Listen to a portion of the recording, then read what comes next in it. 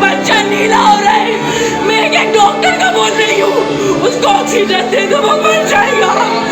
उसको ऑक्सीजन दे दो, वो मर जाएगा। किसी ने नहीं सुनी। शक्लें दिखाओ डॉक्टर की। ये डॉक्टर थे, हटिए। ये डॉक्टर थे, ये देखिए आप शक्ल, ये डॉक्टर है। यहाँ मेरा भतीजा भांजा रखा हुआ था।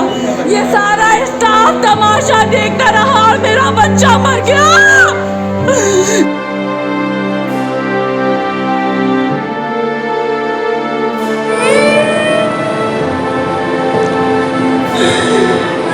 मैं क्या करूँगी, मेरा तो मर गया। मैंने 9 महीने बहुत मुश्किल से पाला। हमारे चैनल को सब्सक्राइब करें, बेल आइकन जरूर प्रेस करें हमारी न्यू वीडियो सबसे पहले देखने के लिए।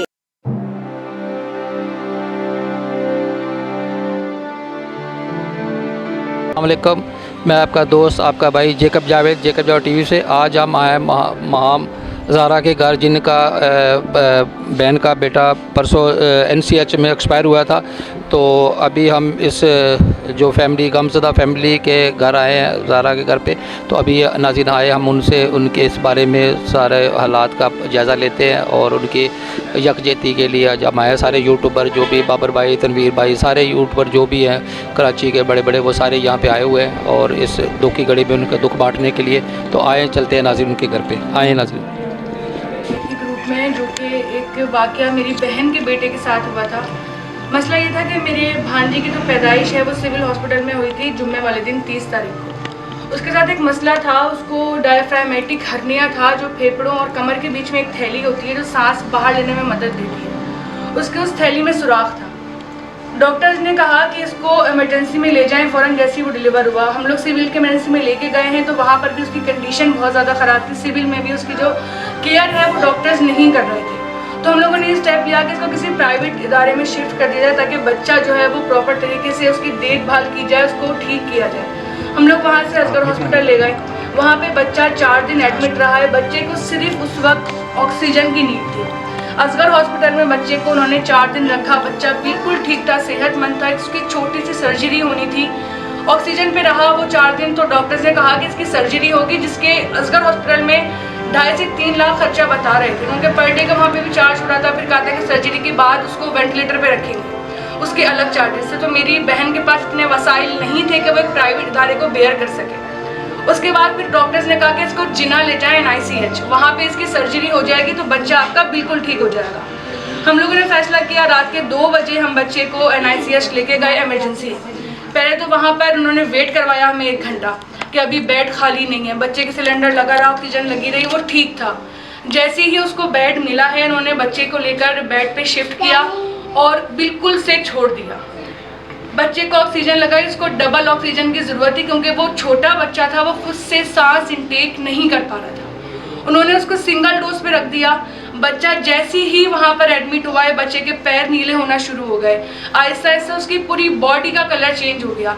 बच्चा झटके लेने लग गया। मैं एक एक डॉक्टर को पकड़ के बोल रही हूँ।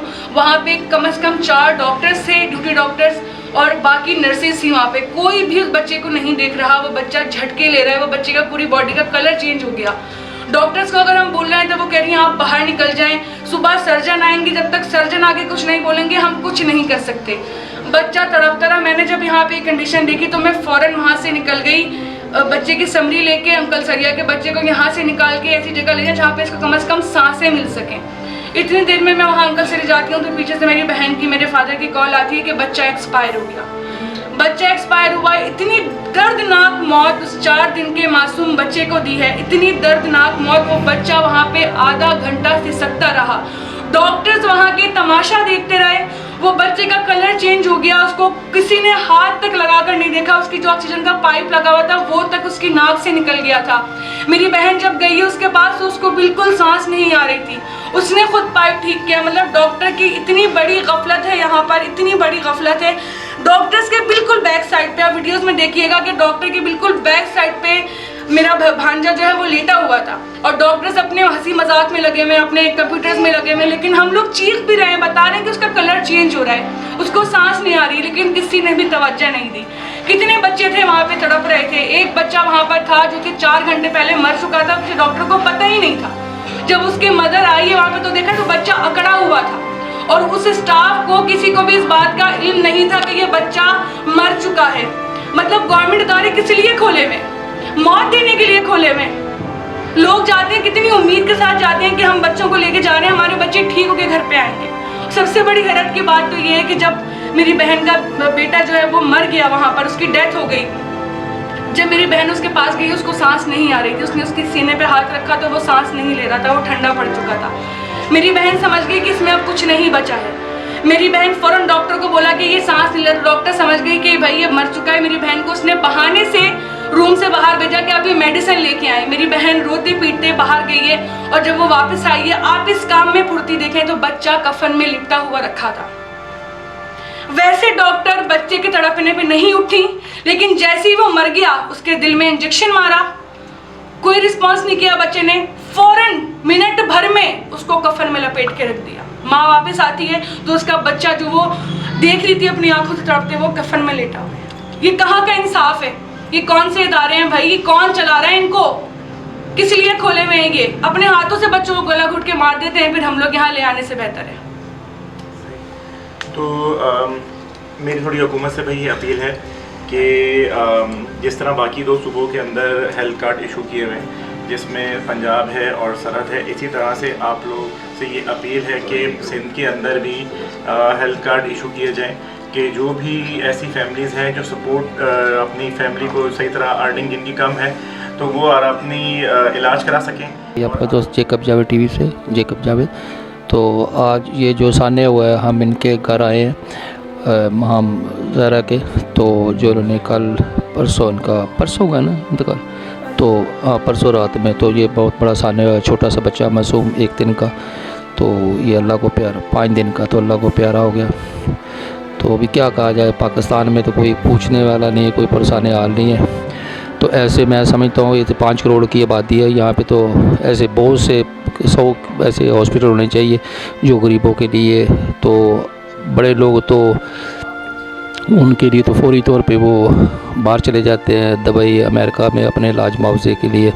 उनका बिल्ली भी नीच मारती है तो उसके लिए भी डॉक्टर सर्जन आ जाते हैं। तो गरीब का कोई परेशानी हाल नहीं है। तो अभी हम इन जो फैमिली है गमज़दा फैमिली के साथ इनके दुख में बराबर के शरीक हैं। तो अभी हम आए इनके साथ इज़हार यकजहती करने के लिए। तो और आए नाज़रीन, हम इनसे पूछते हैं ये जो सान्या हुआ। जी भाई साहब।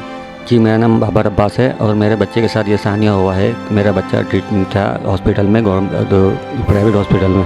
5 दिन तक वहाँ रहा, उसको डबल ऑक्सीजन पे रखा गया था। उसके बाद उन्होंने रेफ़र कर दिया कि जिन्ना हॉस्पिटल ले जाओ, उसकी वहाँ पे ट्रीटमेंट अच्छी हो जाएगी। तो मैं और मेरी वाइफ हम लोग जिन्ना ले गए उसको, लेकिन वहाँ पर गए तो वहाँ पर धक्कों के सिवा हमें कुछ नहीं मिला क्योंकि उनके पास ऑक्सीजन नहीं थी।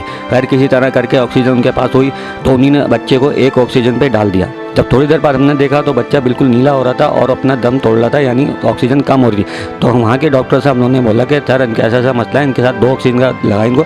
लेकिन उन्होंने हमारी नहीं सुनी। मेरी वाइफ भी चिल्लाती रही, चीखती रही कि बच्चा मेरी की तबीयत ऐसी हो रही है, लेकिन नहीं सुना। बिलाखिर ये हुआ कि मेरा बच्चा जो ना इस दुनिया से चला गया। अगर थोड़ी सी अच्छी ट्रीटमेंट कर लेते तो शायद मेरा बच्चा इस दुनिया में होता आज, लेकिन इनकी गलती की वजह से आज मेरा बच्चा मेरे पास नहीं है। मैं तो यही कहूँगा, गवर्नमेंट सिंध से कहूँगा, हुकूमत से कहूँगा, सबसे कहूँगा कि ऐसे लोगों को जॉब दें जो अपनी ज़िम्मेदारी पूरी तरीके से निभा सकें, ना कि ऐसे लोगों के जो बिल्कुल जो इंसानियत के दुश्मन है, बच्चों के दुश्मन है। आप अगर गरीब आदमी है, उसके पास इतना अफोर्ड करने का नहीं है पैसा, तो वो तो गवर्नमेंट में लेके जाएगा। इसका मतलब ये तो नहीं अगर गवर्नमेंट में लेके जाए तो अपने बच्चे खो दें। तो जो हमारे साथ हुआ, अल्लाह ना करे किसी और के साथ किया, हमारा बच्चा तो चला गया, हम नहीं कर सके। लेकिन आइंदा के लिए प्लीज़ इनके साथ ऐसा करें कि ये अपनी ज़िम्मेदारी बहुत अच्छे तरीके से बचाएं और किसी भी बच्चे को आसानी से बचा सकें। मेरा नाम मदिया बतूल है। मेरे बच्चे के साथ जिस तरह यही जो भी हुआ है वो आइंदा से कभी किसी बच्चे के साथ नहीं हो। मैं बस यही रिक्वेस्ट करती हूँ गवर्नमेंट वालों से कि जो भी मेरे बच्चे के साथ वहाँ हुआ है कि वो दम तोड़ रहा है और डॉक्टर को मैं चीख चीख के बोल रही हूँ कि मेरा बच्चा नीला हो रहा है, उसको ऑक्सीजन दे दो, ऑक्सीजन दे दो। वहाँ कोई ऐसा नहीं कि सुन ले। 4 डॉक्टर मौजूद थे वहाँ पे, 2 सिस्टर मौजूद थी, लेकिन फिर भी वो तड़प रहा था और वो लोग वहाँ से गुज़र के जा रही हैं। मैं माँ हो के चीख रही हूँ, चिल्ला रही हूँ, खड़ी हुई हूँ, कोई भी नहीं सुन रहा है मेरी वहाँ पर। मैं अपने हाथों से उसकी नाक में उस ऑक्सीजन का पाइप लगा रही हूँ। कोई ये नहीं कि क्या नाम है बोले कि नहीं हम देख रहे हैं, आप बाहर जाएं या हट जाएं, हम देख रहे हैं। वहाँ पे बस ले जाके बच्चों को लिटा दो, इसलिए लेके जाओ कि बस समझ लो जितनी देर आप बच्चे के पास खड़े हैं आपका बच्चा ज़िंदा है, आप हटेंगे आपका बच्चा वो लोग मार देंगे। देखिए हमारे पास तो अल्फाज नहीं है, इनका ये वाक़या जो ऐसा रूनमा हुआ है। तो बाकी इन्होंने तो मीडिया में, सोशल मीडिया में और इलेक्ट्रॉनिक मीडिया पे ये अपना हाल बयान कर दिया। ऐसे रोज़ मैं समझता हूँ बच्चे या बड़े रोज़ बेचारे एड़ियाँ रगड़ रगड़ के मर रहे हैं, कोई परेशानी हाल नहीं। और हमारे वज़ीर आला हैं और वज़ीर आज़म साहब हैं, तो वो तो अच्छा बच्चा की रट लगाए हुए हैं जी, बहुत अच्छा हो रहा है। और पाकिस्तान वो बाहर से अमेरिका से लोग इलाज करवाने के लिए आ रहे हैं, यहाँ से तो इलाज लोगों को मिल नहीं रहा। अमेरिका से वो पागल है, कोई कुत्ते ने काटा हुआ है, वो यहाँ पे इलाज करवाने आएंगे। तो ये पाकिस्तान ये इतने लोगों को मार दे तो ये हमारे लिए काफ़ी नहीं है। तो बहरहाल अल्लाह इनको अकल दे। नाज़िम ख़वातीन हज़रात के इनके साथ क्या वाक़या पेश आया है, मैं शम्मी कहूँगा कि डॉक्टर की गफलत और नाअहली की वजह से इनके बच्चे की जान चली गई है। वो क्या जानेंगे उसकी कीमत क्या थी, इनसे पूछें, इनको देखें कितना इस दर्द में कौन है उनके साथ। डॉक्टर्स को नहीं पता होगा, अगर वो उनकी अपनी औलाद होती उनके साथ कुछ करते तो उनको लगता पता उनके साथ क्या हुआ है। उनको तो कंप्यूटर में बैठना है, सिस्टम चलाना है, बस चले जाते हैं, बोलते थे ये ऐसा होगा वैसा होगा। और जिना हॉस्पिटल के पास पैसा नहीं है वो वहाँ जाता था। अब आवाम कहाँ जाए? क्या गरीब के लिए भी सब वही है? अमीर अभी अगर जीना हॉस्पिटल जाएगा तो उसके लिए सब अच्छा हो जाएगा, और आगा खान जाएगा तो उसका बच्चा बच जाएगा। गरीब जीना हॉस्पिटल जाएगा तो वहाँ पे भी पैसे दे। आप लोग क्या कर रहे हैं? सिंध गवर्नमेंट और पाकिस्तान गवर्नमेंट इस पर एक्शन ले, डॉक्टरों को सख्ती से बताए कि जो भी केस आए उसको एमरजेंसी में एडमिट किया जाए, उसको तरीके से देखा जाए। अभी इनका दर्द देख रहे हैं, इनके दर्द में कोई भी नहीं खड़ा हुआ, सब ठंडा पड़ा हुआ था। उसके बाद जब मैंने वहाँ पे उधर मचाया तो मुझसे कह रही है कि आप ये मेडिसिन लेकर आए। मैंने कहा किस बात की मेडिसिन लेकर आऊँ? झूठ बोल रही हैं आप लोग मुझसे। तो कह रही है हमारा इतना बड़ा दिल नहीं है कि हम आपको बता दें कि बच्चा मर गया। इतना बड़ा दिल है कि बच्चा पीछे तड़प रहा है, वो बैठ के कंप्यूटर चला रही है, उसका इतना बड़ा दिल है।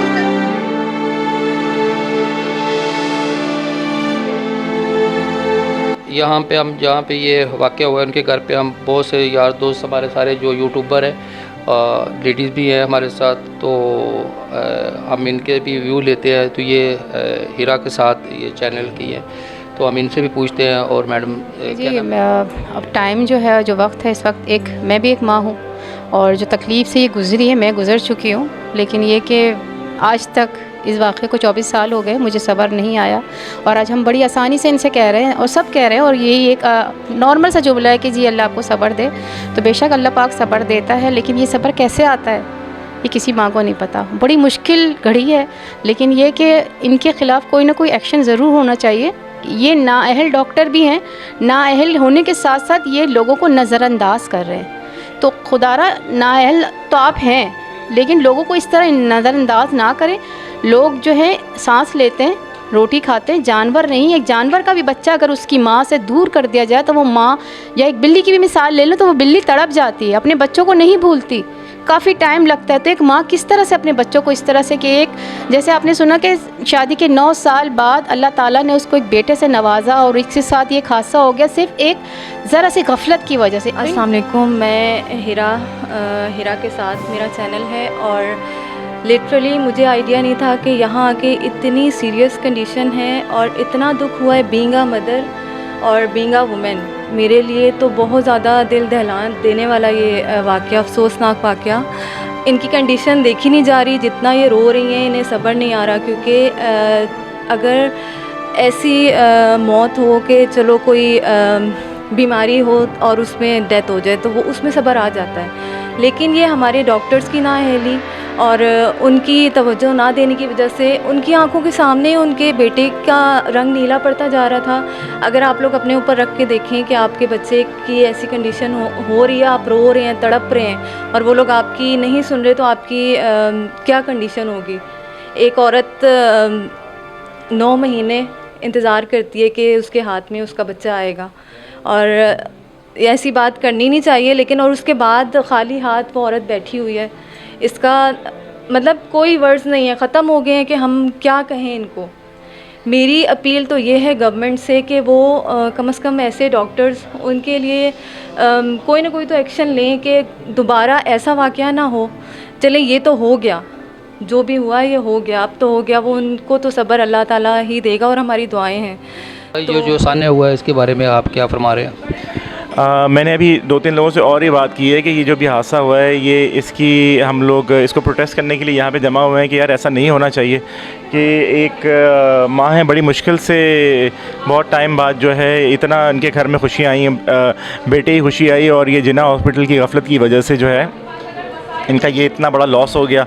तो ये हमारे एक सोशल मीडिया इन्फ्लुएंसर्स का एक ग्रुप है जिसके अंदर इन्होंने एक कॉल दी थी कि आप हमारे यहाँ पर आएँ और हमारी आवाज़ जो है वो आला अफसरान तक जो है पहुँचाएँ और जो इसको लुक आफ्टर कर रहे हैं। वैसे तो कराची पाकिस्तान को कोई भी लुक आफ्टर नहीं कर रहा, बोलते हैं लोग, दावे करते हैं कि हम ये कर रहे हैं, हम वो कर रहे हैं, ना जान उसमें सिक्योर है, ना माल सिक्योर है, ना हमारे हमें एजुकेशन भी ख़रीदनी है, हमें सिक्योरिटी भी ख़रीदनी है, हमें जाके कोर्ट जाना है तो वहाँ पे हमें अच्छा वकील ढूंढना है, हर चीज़ जो है हमारी परेशानी में ही है। तो फिर फ़ायदा क्या है इन सब चीज़ों का, इतने सब ड्रामे का फ़ायदा है क्या? पुलिस स्टेशन चले जाएं तो एक अलग नया तमाशा खड़ा हो जाता है, वहाँ जाके तो हम खुद मुजरिम बन जाते हैं। तो ये सब चीज़ें नहीं होनी चाहिए भाई, और हम लोगों को एक जो है हेल्थ कार्ड का इशू किया जाए सिंध वालों को भी, ताकि जो लोग भी अफोर्ड नहीं कर सकते इतनी महंगाई के दौर में, तो वो लोग भी जो है अपने फैमिली का जो है वो सुकून से इलाज करा सकें।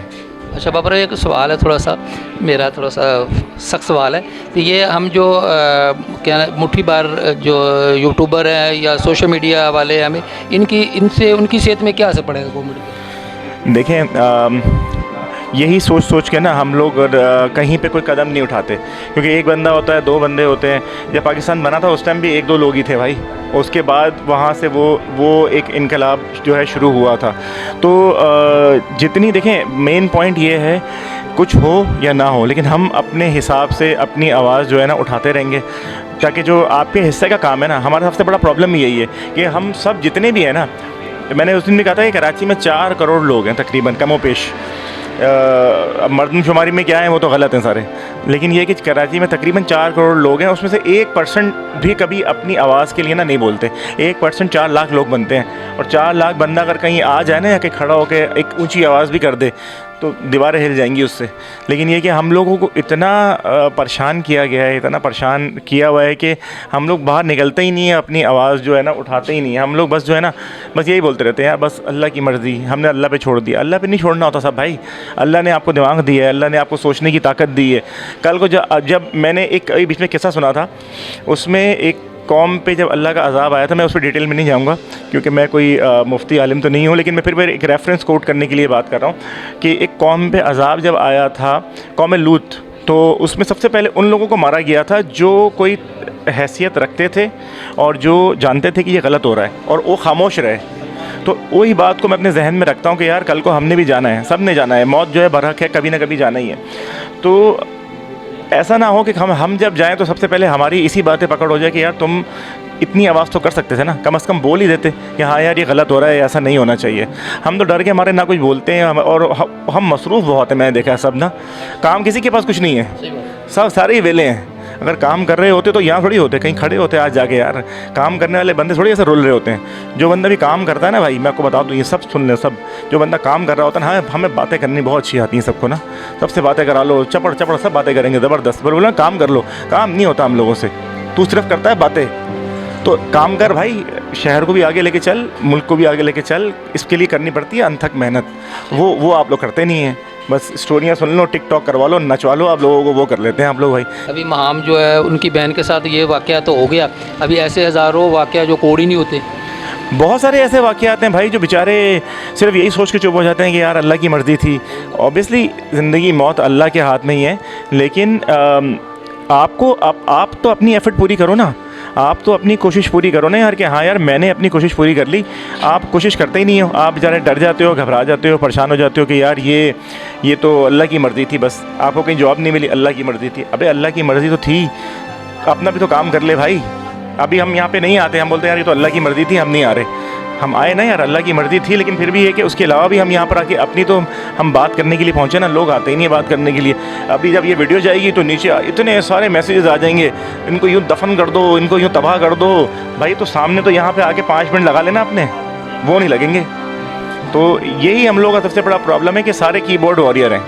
सबसे कोई टेक्स्ट करवा लो, मैसेज करवा लो, सब मैसेज में सारे ऐसे होशियार हो जाएंगे आके ना, लेकिन जब कोई चीज़ प्रोडक्टिव करने का टाइम आएगा तो गायब।